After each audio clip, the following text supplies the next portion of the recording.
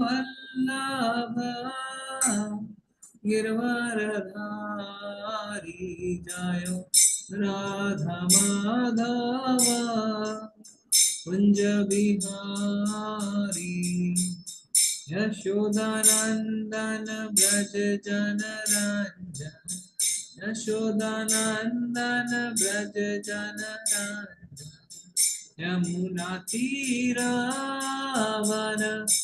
चारि यमुना तीरावन चारि जयो राधा माधव कुंज बिहारी जयो राधा माधव कुंज बिहारी जय गोपीजन वल्लभ गिरवरधारी जय गोपीजन वल्लभ गिरवरधारी जय राधा माधव कुंज बिहारी यशोदानंदन ब्रज जनरंजन यशोदानंदन ब्रज जनरंजन यमुना तीरावनचारि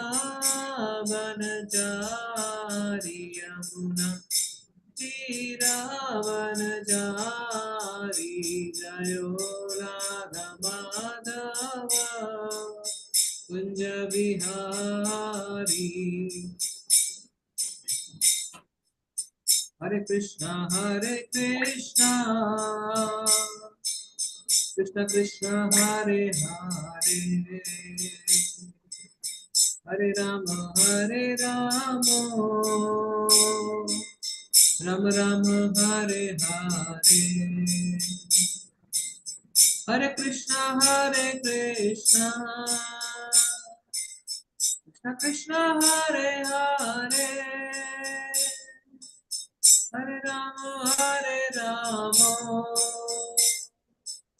राम राम हरे हरे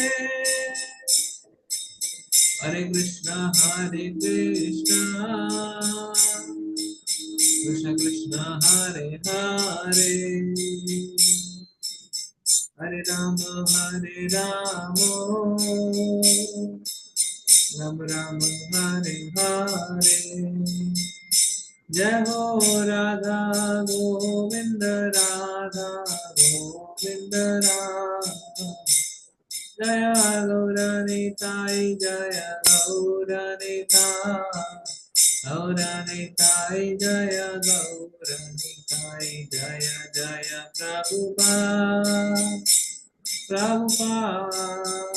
प्रभुपाद जय जय प्रभुपाद निताई गौर हरि बोल निताई गौर हरि बोल निताई गौर प्रेमानंदे हरि हरि ओम नमो भगवते वासुदेवाय ओम नमो भगवते वासुदेवाय देवाय ओम नमो भगवते वासुदेवाय ओम नमो भगवते वासुदेवाय ओम नमो भगवते वासुदेवाय ओम नमो भगवते वासुदेवाय वासुदेवाय नारायणं नमस्कृत्य नारायणं नमस्कृत्य नरं चैव नरोत्तमं नरं चैव नरोत्तमं देवीं सरस्वतीं व्यासं देवीं सरस्वतीं व्यासं ततो जयमुदीरये ततो जयमुदीरये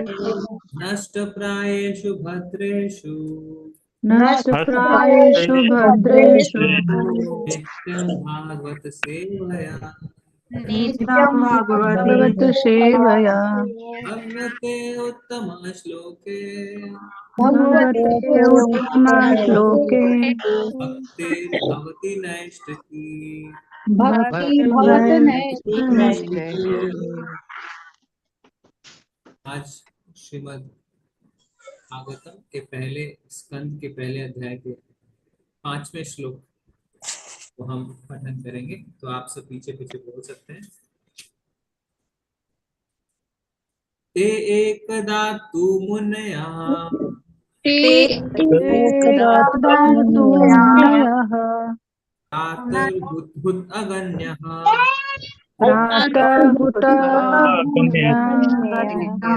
तत्कृतं सुतम् आसीनं संस्कृतं सुतमासीनं पप्रच्छुरिदम् आदरात् प्रच्छुरिदम् आदरात् एकदा तु मुनयः एकदा तु मुनयः प्रातुर्हुतुत् अगण्यः प्रातःहुतहुतुन्नया तत्कृतं सुतम् आसीनं तत्कृतं सुतम् आसीनं पप्रच्छुरिदम् आदरात् प्रच्छुरिदम् आदरात् एकदा तु मुनयः एकदा तु मुनयः प्रातुर्हुतुत् अगण्यः प्रातःहुत अग्न्या तत्कृतं सुतम् आसीनं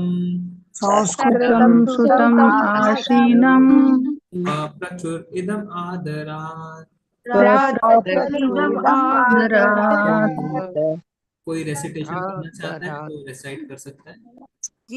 एकदा तु जी मुनया त एकदा तु मुनयः इसमें रिपीट मत करिए, इसमें रिपीट मत करिए जी, पढ़िए।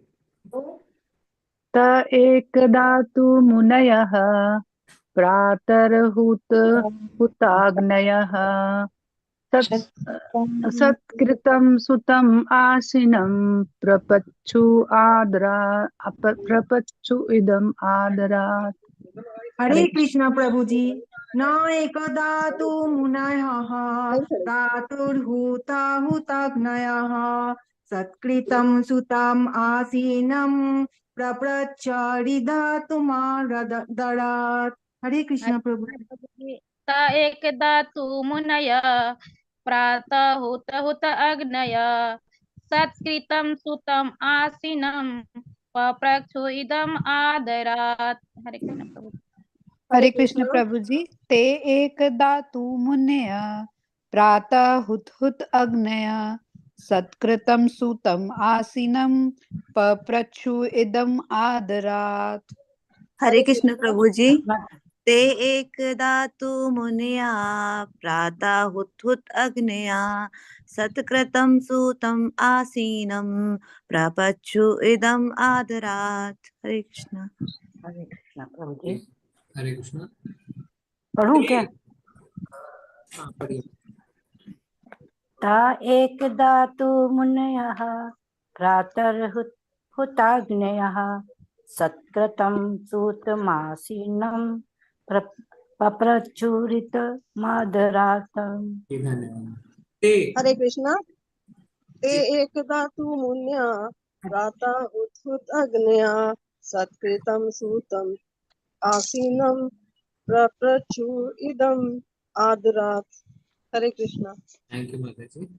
ते वे मुनिगण एकदा एक दिन तू लेकिन मुनयः मुनिगण प्रातः प्रातःकाल हुत प्रज्वलित करके हुत अगण्य यज्ञ की अग्नि सत्कृतम आदर सहित सुतम शील सूत गोस्वामी को आसीनम बैठाकर अप्रचुर पूछा इदम इस पर निम्नलिखित आदरात आदर पूर्वक। एक दिन यज्ञ अग्नि प्रज्वलित करके अपने प्रातःकालीन कृत्यों से निवृत्त होकर तथा शील सूत गोस्वामी को आदर पूर्वक आसन अर्पण करके ऋषियों ने सम्मान पूर्वक निम्नलिखित विषयों पर प्रश्न पूछे। ओम अज्ञानतिमिरान्धस्य ज्ञानाञ्जनशलाकया चक्षुरुन्मिलितं येन तस्मै श्रीगुरुवे नमः। श्रीचैतन्यमनोभीष्टं स्थापितं येन भूतले स्वयं रूपा कदा मह्यं ददाति स्वपदान्तिकम्। वन्देऽहं श्रीगुरु श्रीयुतपदकमलं श्रीगुरु वैष्णवांश्च श्रीरूपं साग्रजातं सहगं रघुनाथान्वितं तं सजीवम् अद्वैतं सावधूतं परिजनसहितं कृष्ण चैतन्य देवं श्रीराधा कृष्ण पादान् सहगं ललिता श्री विशाखान्वितांश्च नमो विष्णु पादाय कृष्ण पृष्ठाय भूतले श्रीमते भक्ति वेदांत स्वामिनिति नामिने नमस्ते सारस्वते देवे गौरवाणी प्रचारिणे निर्विशेषाय शून्यवादी पाश्चात्य देशकारिणे वाञ्छाकल्पतरुभ्यश्च कृपा सिन्धुव एव च पतितानां पावनेभ्यो वैष्णवेभ्यो नमो नमः। हे कृष्ण करुणा सिन्धु दीनबन्धु जगत्पते गोपेश गोपीकान्त राधाकालोस्तुते तप्त काञ्चन गौरांगी श्रीराधे वृन्दावनेश्वरी वृषभानुसुते देवी प्रणमामि हरिप्रिये।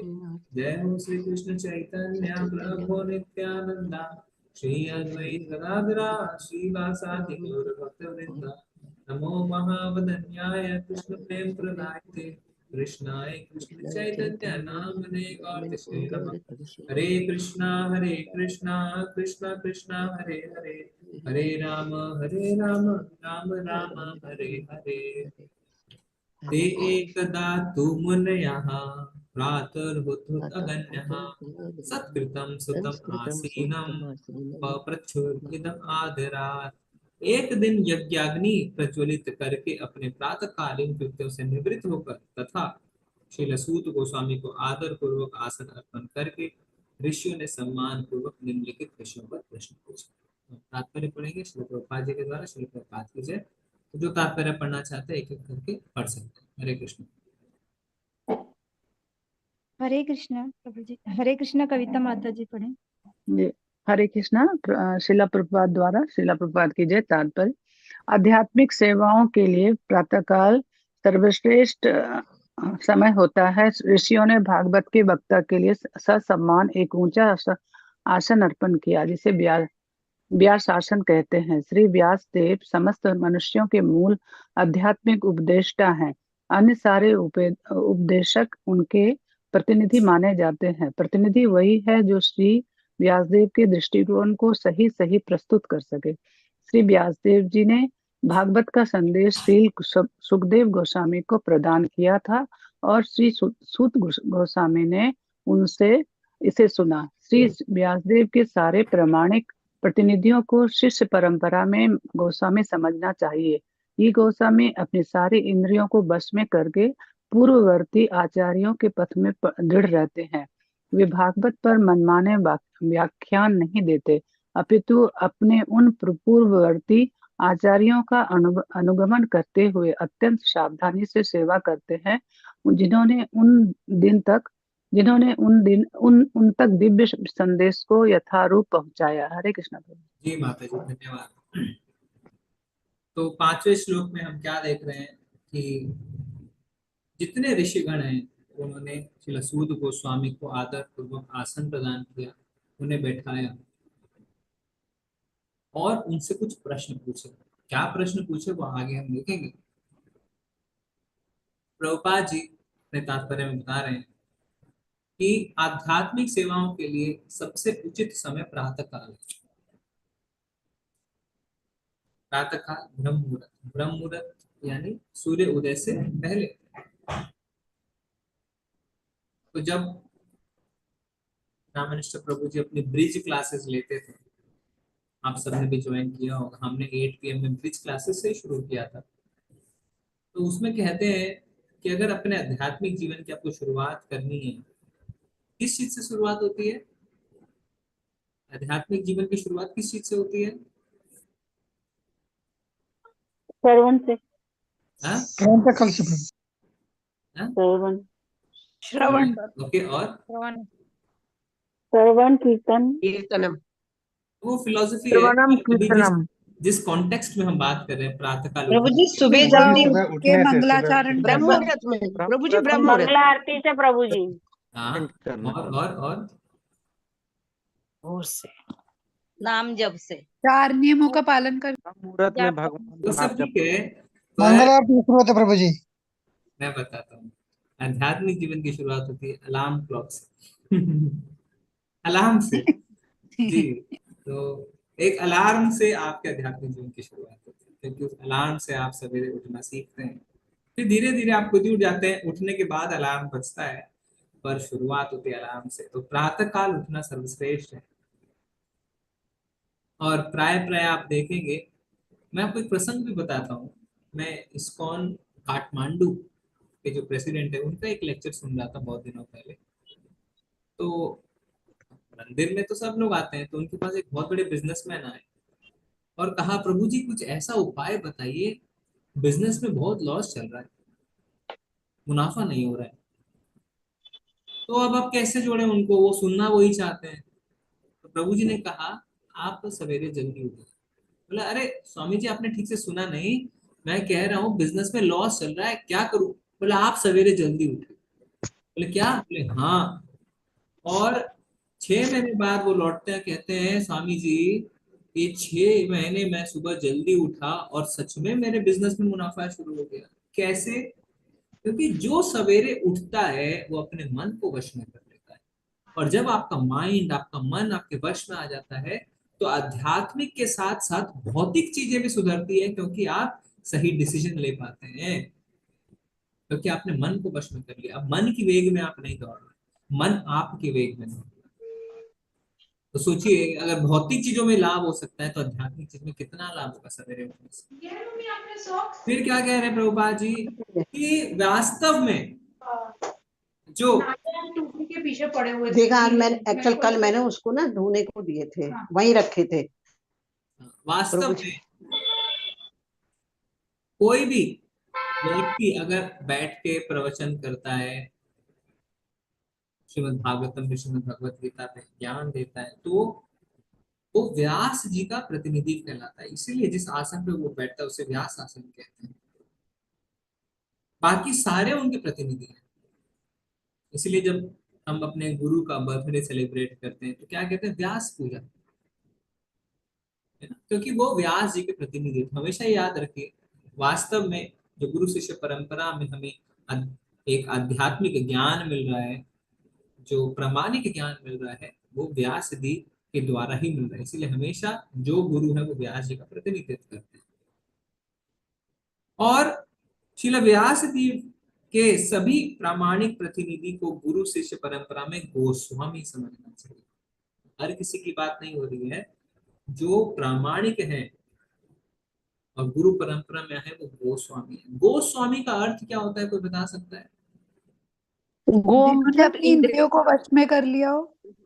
हाँ जी, बिल्कुल सही। गो मतलब इंद्रियां, स्वामी मतलब इंद्रियों का स्वामी। तो जिसने इंद्रियों को वश में कर लिया है उसे कहते हैं गोस्वामी। क्योंकि इंद्रियों का एक दूसरा शब्द गो भी है ना। आजकल तो कोई कोई लोगों के टाइटल में गोस्वामी है, पर वास्तव में गोस्वामी का अर्थ होता है जिसने अपने इंद्रियों को वश में कर लिया। और हमें क्या बताया जा रहा है कि ये जो हमारे पूर्ववर्ती आचार्य हैं, उन्होंने मनमाने ढंग से कुछ नहीं किया। उन्होंने पूर्ववर्ती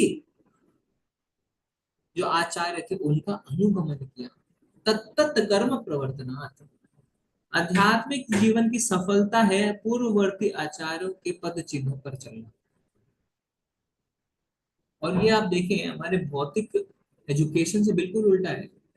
भौतिक चीज में अगर आप ऐसा करेंगे तो आपको कहेंगे तो कॉपी पेस्ट है।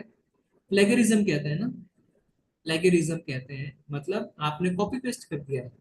पर आध्यात्मिक जीवन में कॉपी पेस्ट करना अच्छा है। कॉपी पेस्ट अनुसरण नहीं, अनुगमन।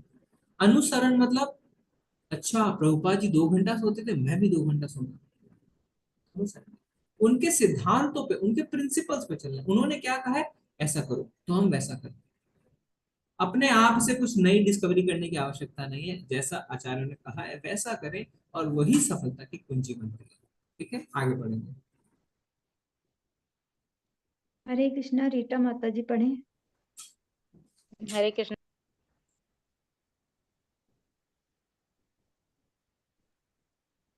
हरे कृष्ण प्रभु जी, हरे कृष्ण माता जी। श्रील प्रभुपाद की जय। श्रील प्रभुपाद द्वारा भागवत के श्रोतागण वक्ता के अर्थ स्पष्ट करने के लिए प्रश्न पूछ सकते हैं, किंतु चुनौती की भावना से ऐसा नहीं करना चाहिए। श्रोता को चाहिए कि वक्ता तथा विषय वस्तु के लिए अत्यंत सम्मान के साथ प्रश्न पूछे। भगवत गीता में भी इसी विधि का निर्देश किया गया है। मनुष्य को उपयुक्त स्रोतों से विनय पूर्वक श्रवण करके दिव्य विषय सीखना चाहिए। इसलिए इन मुनियों ने वक्ता सुत गोस्वामी को अत्यंत सम्मान पूर्वक संबोधित किया। हरे कृष्ण प्रभु जी। जी। तो हमेशा शास्त्र में कहा गया है कि श्रवण की एक विधि है, एक प्रोसेस है।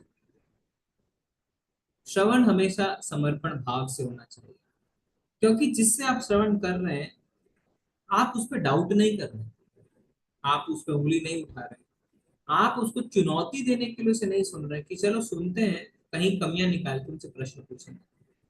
ये भौतिक जीवन में बहुत होता है, बहुत ज्यादा होता है। आध्यात्मिक जीवन में ऐसा नहीं होता। अगर आप चुनौती देने के इरादे से बैठ के श्रवण कर रहे हैं तो वास्तव में आपके दिमाग में कुछ घुसेगा ही नहीं।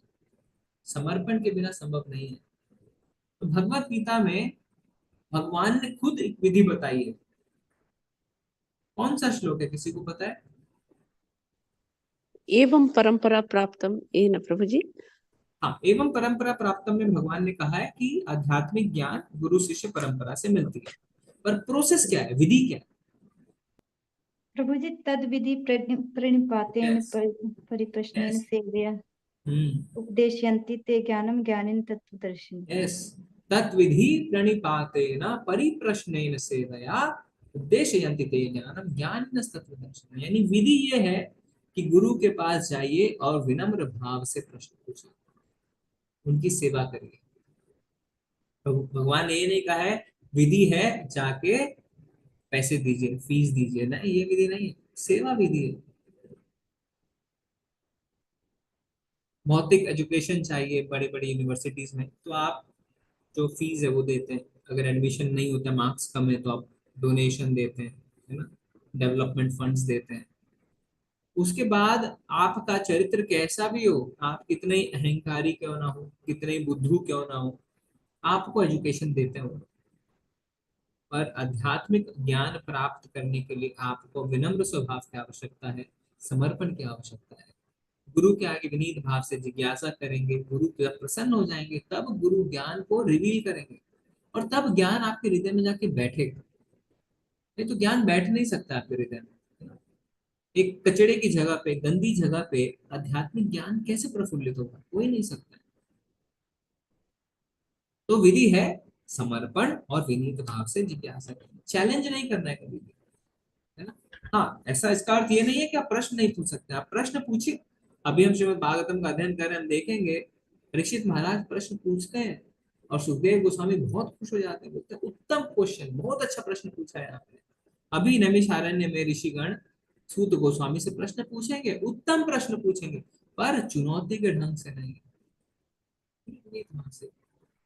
ऋषिवर क्या आप मेरे इस डाउट को क्लियर कर सकते हैं? ऐसा नहीं, अच्छा ये तो बताइए, आप तो अपने आप को बहुत बड़ा विद्वान कहते हैं, ये पता है क्या आपको? ठीक है, आगे पढ़ेंगे। तो नेक्स्ट श्लोक हम पढ़ते हैं, तो आप मेरे पीछे पीछे रिपीट कर सकते हैं। ऋषया उचुः त्वया खलु पुराणानि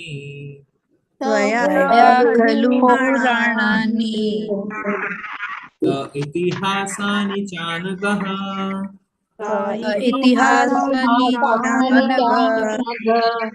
आख्यातानि अधीतानि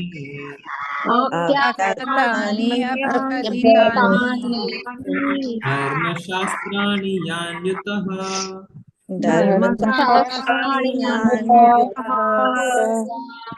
त्वया खलु पुराणानि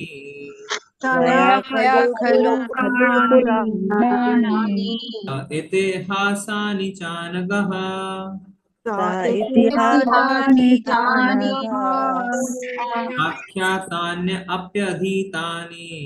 आख्यातान्यप्यधीतानि धर्मशास्त्राणि यान्युतः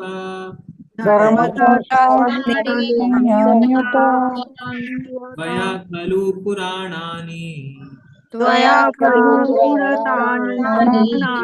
स इतिहासानि चानघः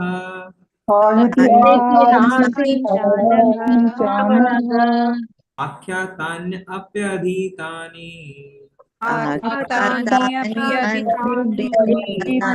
शास्त्राणि यान्युत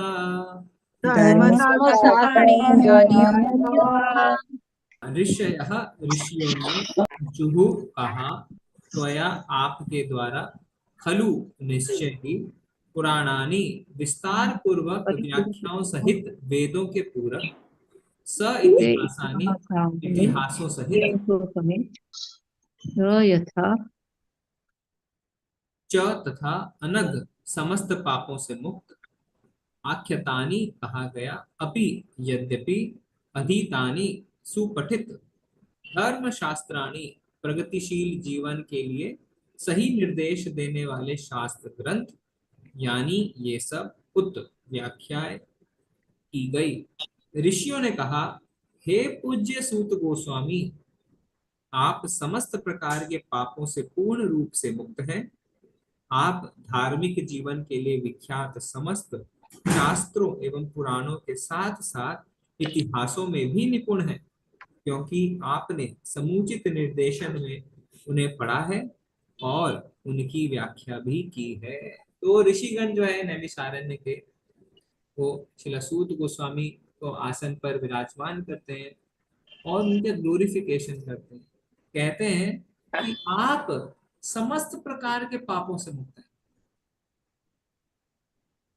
तो हम प्रभुपाद जो हमें बताते हैं 4 रेगुलेटरी प्रिंसिपल्स फॉलो करने के लिए, वो इसलिए बताते हैं जिससे हम पापों से मुक्त हो जाएं। क्योंकि वास्तव में नशा करना, जुआ इत्यादि, धूर्त कीड़ा, मांस मच्छी खाना और अवैध संबंध रखना, ये बहुत ज्यादा पापकृत कार्य है। तो पापों से मुक्त होने के लिए हमें प्रभुपाद कहते हैं यहाँ पे इन 4 रेगुलेटरी प्रिंसिपल्स को फॉलो करें। तो जो व्यक्ति पापों से मुक्त रहता है ना, उसके हृदय में भगवान विराजमान रहते हैं। आप धार्मिक जीवन के लिए विख्यात समस्त शास्त्र पुराणों के साथ साथ इतिहास में भी निपुण है। तो आप शास्त्रों को जानते हैं, पुराणों को जानते हैं, इतिहास को भी जानते हैं ना। तो जैसे महाभारत है, वास्तव में पुराण शब्द जो है वो क्या है? पुराण मतलब हिस्ट्री, इतिहास। महाभारत हमारा इतिहास है, पुराण इतिहास है। तो आप सब में निपुण हैं। क्यों निपुण है? कारण देखिए, कारण क्या बता रहे हैं? क्योंकि आपने समुचित निर्देशन में उन्हें पढ़ा है। ऐसा नहीं लिखा है क्योंकि आपने इसको बहुत अच्छा इंटरप्रिटेशन दिया है। आप निर्देशन में पढ़े। आप सुखदेव गोस्वामी की सभा में थे, उनके निर्देशन में थे। ये आवश्यक है कि आपने किससे सीखा है, आपके गुरु कौन है, ये आवश्यक है। इसीलिए कहते हैं गुरु शिष्य परंपरा, प्रामाणिक गुरु शिष्य परंपरा बहुत आवश्यक है और उनकी व्याख्या भी की है। ठीक है, तो यहाँ पे उनका ग्लोरिफिकेशन करते हैं। तात्पर्य प्रभुपाद जी क्या समझाते हैं हम जानेंगे, पढ़ सकते हैं एक करके। हरे कृष्णा वासुदेव प्रभु जी पढ़े। हरे कृष्ण प्रभु जी, हरे कृष्ण माता जी, दंडवत प्रणाम। श्री प्रभुपाद जी की जय। तात्पर्य श्री प्रभुपाद जी प्रभु जी थोड़ी आवाज आपकी धीमी आ रही है। हाँ प्रभु जी, आवाज थोड़ी कम आ रही है। स्वामी या श्री व्यास जी, गोस्वामी या श्री व्यासदेव के प्रामाणिक प्रतिनिधि को समस्त पापों से मुक्त होना चाहिए। कलयुग के 4 प्रमुख पाप है। 1 स्त्रियों के साथ अवैध संबंध, दूसरा पशुवध, तीसरा मादक द्रव्य सेवन तथा चौथा सभी प्रकार की धूत कीड़ा।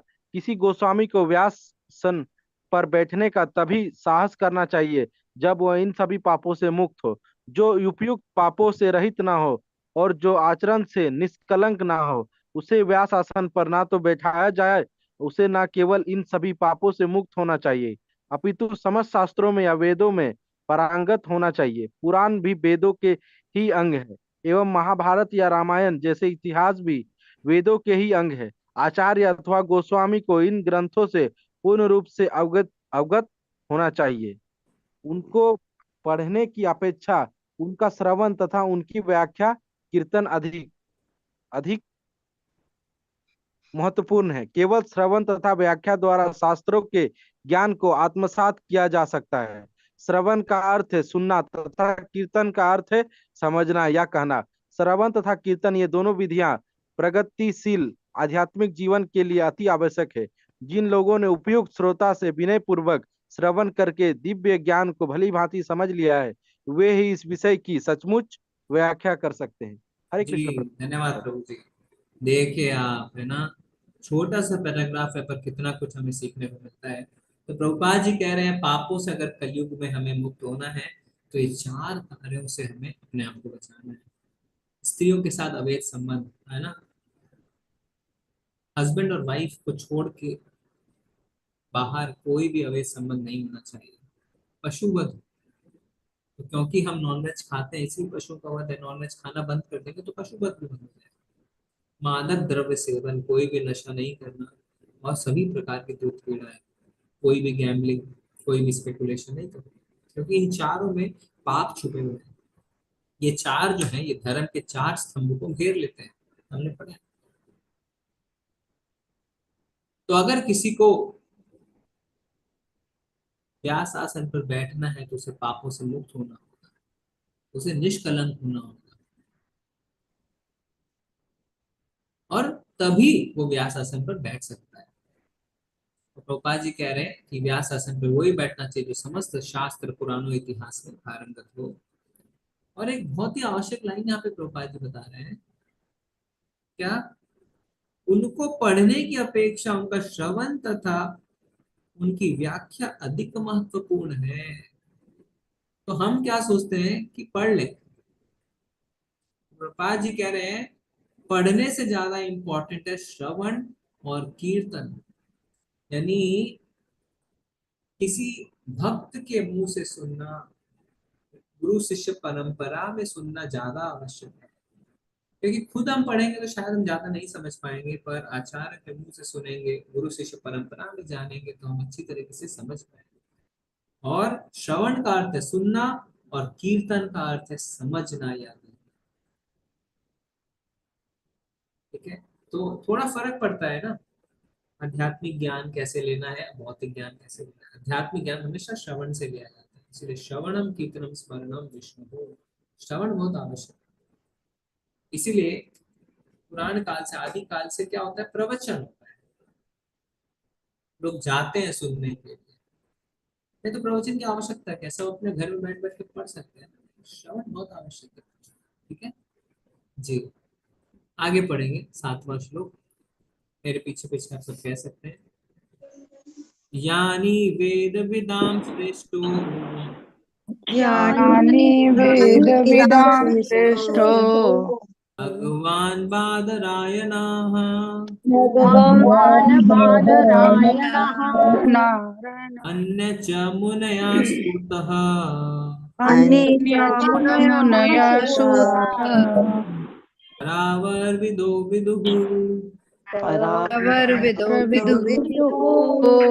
ज्ञानी वेद विदाम श्रेष्ठो, वेद विदाम श्रेष्ठो, भगवान बादरायणः, भगवान् बादरायणः, अन्य च मुनया सूता,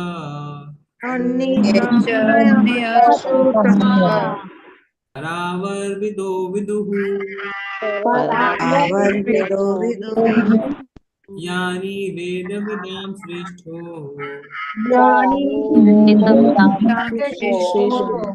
भगवान बादरायणः, अन्य च मुनया सूता, परावर्विदो विदुः, यानी वह सब वेद विदाम, वेदों के पंडित, श्रेष्ठ ज्येष्ठतम, भगवान श्री भगवान के अवतार, बादरायणः शील व्यासदेव, अन्य अन्य च तथा मुनयः मुनिगण, सूत हे सूत गोस्वामी, परावर्विदः विद्वानों में जो भौतिक तथा आध्यात्मिक ज्ञान में निपुण होता है, विदुहु ज्ञाता। हे सूत गोस्वामी, आप ज्येष्ठतम विद्वान एवं वेदांती होने के कारण ईश्वर के अवतार श्री व्यास देव के ज्ञान से अवगत हैं और आप उन अन्य मुनियों को भी जानते हैं जो सभी प्रकार के भौतिक तथा आध्यात्मिक ज्ञान में निपुण है। तो सारे ऋषिगण सूत गोस्वामी के ग्लोरिफिकेशन को कंटिन्यू करते हुए कह रहे हैं कि आप ज्येष्ठतम विद्वान और वेदांती हैं। क्यों? आप वेदांत को जानने वाले हैं, ज्ञानी हैं, क्योंकि आपने साक्षात भगवान के 27 अवतार श्री व्यास देव के ज्ञान को अर्जित किया है, उनके ज्ञान को आपने सुना है। और आप अन्य मुनियों को भी जानते हैं जो सभी प्रकार के भौतिक और आध्यात्मिक ज्ञान से निपुण है। तो सारी उन्हें ज्ञान है, आध्यात्मिक ज्ञान भी है और भौतिक ज्ञान भी है, क्योंकि आप सबको जानते हैं, आपने साक्षात व्यास देव के ज्ञान से तो अपने आप को अवगत कराया है, इसीलिए आप बड़े वेदांती हैं और हम आपके मुख से सुनना चाहते हैं। तात्पर्य पढ़ेंगे। हरे कृष्णा हिमानी माता जी पढ़ें। हरे कृष्ण प्रभु जी, हरे कृष्ण माता जी। तात्पर्य श्रीला प्रभुपाद जी द्वारा। श्रीला प्रभुपाद जी की जय। श्रीमद् भागवतम ब्रह्म सूत्र या बादरायणी वेदांत सूत्र की स्वाभाविक टीका है। इसे स्वाभाविक कहा जाता है क्योंकि श्रील व्यासदेव वेदांत सूत्र तथा समस्त वैदिक साहित्य के सार रूप इस श्रीमद् भागवतम के रचयिता हैं। श्रील व्यासदेव के अतिरिक्त अन्य ऋषिगण यथा गौतम, कणाद, कपिल, पतंजलि, जैमिनी तथा अष्टावक्र 6 विभिन्न दार्शनिक प्रणालियों के रचयिता हुए हैं। आस्तिकता की पूर्ण व्याख्या वेदांत सूत्र में है, जबकि अन्य दार्शनिक चिंतन प्रणालियों में समस्त कारणों के परम कारण के विषय में कोई उल्लेख नहीं मिलता। कोई व्यास आसन पर तभी बैठ सकता है जब वह दर्शन की समस्त प्रणालियों से अवगत हो, जिससे वह अन्य सभी प्रणालियों का खंडन करते हुए श्रीमद् भागवतम के आस्तिकतावाद को प्रस्तुत कर सके। श्रील सूत गोस्वामी उपयुक्त शिक्षक थे, इसलिए नैमिषारण्य के मुनियों ने उन्हें व्यास आसन पर बैठाया। श्रील व्यासदेव को यहाँ पर भगवान कहा गया है क्योंकि वे प्रामाणिक शक्त्यावेश अवतार हैं। हरे कृष्ण। धन्यवाद माता जी। तो देखिए, आप व्यास आसन में कोई भी नहीं बैठ सकता है। और सूत गोस्वामी को सारे कितने ऋषि थे नैमिषारण्य में?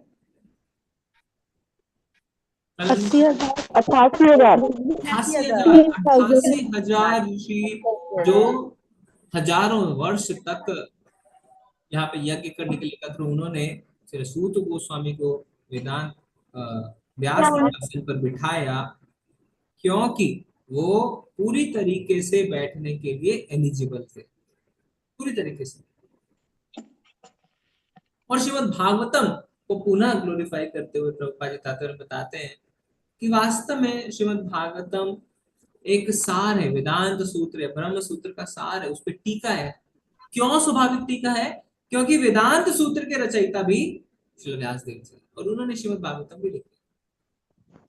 और श्रीमद् भागवतम ऐसा ग्रंथ है जहाँ पे भगवान के आस्तिकतावाद को पूर्ण रूप से प्रस्तुत किया गया है।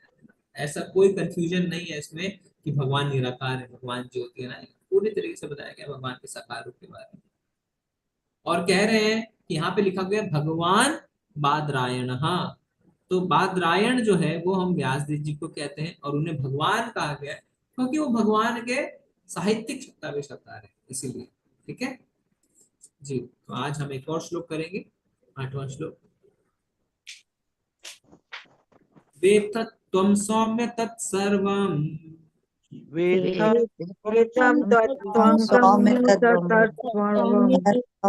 तत्त्वतस्तद् अनुग्राहत गुरुः स्निग्धस्य शिष्यस्य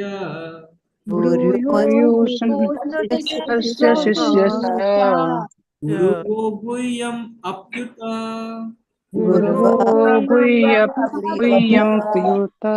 वेत्तत्वं सौम्य तत्सर्वं तत्त्वतस्तद् अनुग्राहत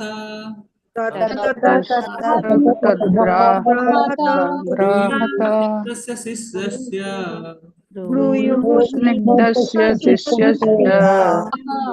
गुरुवो गुह्यमप्युत वेत्तत्वं सौम्य तत्सर्वं तत्त्वतस्तद् अनुग्रहात् ब्रूयुः स्निग्धस्य शिष्यस्य गुरुवो गुह्यम अप्युता एतत् पूर्ण रूप से निपुण त्वम आप सौम्य शुद्ध तथा सरल व्यक्ति तत् वह सर्वम समस्त तत्वतः वास्तव में तत् उनका अनुग्रहात अनुग्रह से ब्रूयुः कहेंगे इंद्रस्य विनीत शिष्यस्य शिष्य का गुरु वह गुरुजन गुह्यम गुप्त रहस्य अपि उत ये से युक्त इससे भी अधिक क्योंकि आप विनीत हैं आपके गुरुओं ने एक सौम्य शिष्य जानकर आप पर सभी प्रकार से अनुग्रह किया है अतः आप हमें वह सब बताएं जिसे आपने उनसे वैज्ञानिक ढंग से सीखा है। तो क्या कह रहे हैं? हाँ, आप शास्त्रों के पंडित हैं। हाँ, आपने भगवान बादरायण के श्रीमद् भागवतम का ज्ञान अर्जित किया है।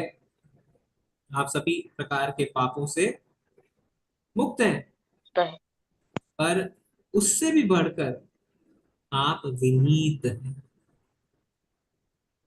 आप एक सौम्य शिष्य हैं। तो देखिए, जिन क्वालिटीज को सबसे ऊपर रखा गया है वो है आपका विनीत होना और आपका एक सौम्य शिष्य होना। क्योंकि सौम्य शिष्य जब होते हैं तो क्या होता है, आपके गुरुओं ने आप पर पूरी तरीके से अनुग्रह किया। तो गुरु एक सौम्य शिष्य पर पूरा आशीर्वाद प्रदान करते हैं, पूरी तरीके से उसे आशीष देते हैं। सौम्य स्वभाव, विनीत स्वभाव, इसीलिए आप हमें बताएं। तो देखिए कितना इंपॉर्टेंट है जब चैतन्य महाप्रभु कहते हैं तृणादपि सुनीचेन तरोरपि सहिष्णुता, कि वास्तव में हमें इतना विनीत, इतना विनम्र होना चाहिए कि हम अपने आप को एक तिनके से भी तुच्छ समझें। इतना सौम्य होना चाहिए। गुरु ने डांट लगा दी तो ऐसा नहीं है कि हम चिढ़ गए, बुरा मान गए, गुरु भाइयों से द्वेष कर गए। विनीत सौम्य स्वभाव। ऐसा नहीं है कि आपकी सेवा गुरु नहीं देख रहे हैं, ऐसा नहीं है कि आपकी प्रगति गुरु नहीं देख रहे हैं, आपकी मेहनत गुरु नहीं देख रहे हैं। सब कुछ उनकी नजर में है। सही समय का इंतजार करना है। आपके सौम्य स्वभाव के कारण ही गुरु आप पे अपना पूरा आशीष न्यौछावर करेगा और वही आपको एक अच्छा भक्त बनने में मदद करेगा। इतना अच्छा कि आप व्यास आसन पर विराजमान हो सकते हैं। इसलिए कह रहे हैं इससे भी अधिक यहाँ पे जो क्वालिटीज है एक डिसाइपल की, एक शिष्य की क्या क्वालिटीज होनी चाहिए उसकी चर्चा करी गई है कि एक शिष्य को विनीत होना चाहिए और सौम्य स्वभाव का होना चाहिए। ठीक है, तो प्रभुपाद जी तात्पर्य में क्या समझाते हैं, पढ़ेंगे। हरे कृष्णा। रेणु माता जी पढ़े। हरे कृष्णा माता जी। हरे कृष्णा प्रभु जी। ये आध्यात्मिक जीवन की सफलता का रस गुरु को तुष्ट करने तथा उसकी शुभाशीष प्राप्त करने में है। श्री विश्वनाथ चक्रवर्ती ठाकुर ने गुरु के विषय में अपने सुप्रसिद्ध 8 श्लोकों में इस प्रकार गाया है। मैं अपने गुरु के चरण बिंदों में नमस्कार करता हूँ। उनको तुष्ट करके ही कोई भगवान को प्रसन्न कर सकता है, और जब वे अप्रसन्न रहते हैं तो आत्म साक्षात्कार के मार्ग में विघ्न ही विघ्न आते हैं। अतः यह आवश्यक है कि शिष्य अपने प्रामाणिक गुरु के प्रति अत्यंत आज्ञाकारी तथा विनीत रहे। श्री सूत गोस्वामी शिष्य के इन सारे गुणों से ओतप्रोत थे। अतः उन पर विद्वान एवं स्वरूप प्रसिद्ध आध्यात्मिक गुरुओं तथा शील व्यासदेव तथा अन्य गुरुओं की कृपा दृष्टि थी। नैमिषारण्य के मुनियों को पूर्ण विश्वास था कि श्री सूत गोस्वामी प्रामाणिक व्यक्तित्व है, इसलिए वे उनसे सुनने के लिए उत्सुक थे। हरे कृष्ण प्रभु। धन्यवाद प्रभु जी। तो जब भौतिक जीवन में आप कोई स्पीकर का चुनाव करते हैं तो आप उसके भौतिक एजुकेशन पर जाते हैं ना, कहाँ से पढ़ा है, कितना एक्सपीरियंस है, और आप उसे स्पीकर चुनते हैं। पर जब आध्यात्मिक जीवन के लिए आप स्पीकर चुनते हैं, वक्ता चुनते हैं, तो आप देखते हैं कि वो भौतिक पढ़ाई नहीं, उसके चरित्र में कितना डेवलपमेंट है, वो चरित्र से कैसा है, उसके गुण कैसे हैं, भौतिक मतलब सब कुछ एक्सटर्नल, और आध्यात्मिक मतलब सब कुछ इंटरनल। इंटरनल क्वालिटीज देखी जाती है, ना कि एक्सटर्नल क्वालिटी। और प्रभुपाद जी बता रहे हैं विश्वनाथ चक्रवर्ती ठाकुर गुरु के विषय में क्या कहते हैं। तो जो यहाँ पे डिस्क्रिप्शन मिल रहा है कि मैं अपने गुरु के चरणारविंद में नमस्कार करता हूँ, उनको तुष्ट करके ही भगवान को प्रसन्न किया जा सकता है, तो ये कौन सी लाइन है, किसी को पता है? ये कौन सी वंदे गुरु लाइन? हाँ? मैं आपको आरती में गाते हैं ना प्रभु जी, वंदे गुरु श्री चरणारविंदम। हाँ, तो उसमें कौन सा पैराग्राफ है, कौन सा पैराग्राफ है? प्रभु जी दूसरा पैराग्राफ है। दूसरा पैराग्राफ नहीं है। श्री गुरु चरण पद्म यस्य प्रसादात् भगवत प्रसाद यस्य यस्य प्रसादात् नगति कुतोऽपि अयं ज्ञानस्नुवन्तश्च यच श्रीसन्ध्यां वन्दे गुरु यस्य प्रसादात् भगवत प्रसादो यस्य प्रसादात् नागति कुतोपि। तो गुरु प्रसन्न करके ही हमारे आध्यात्मिक जीवन की सफलता है।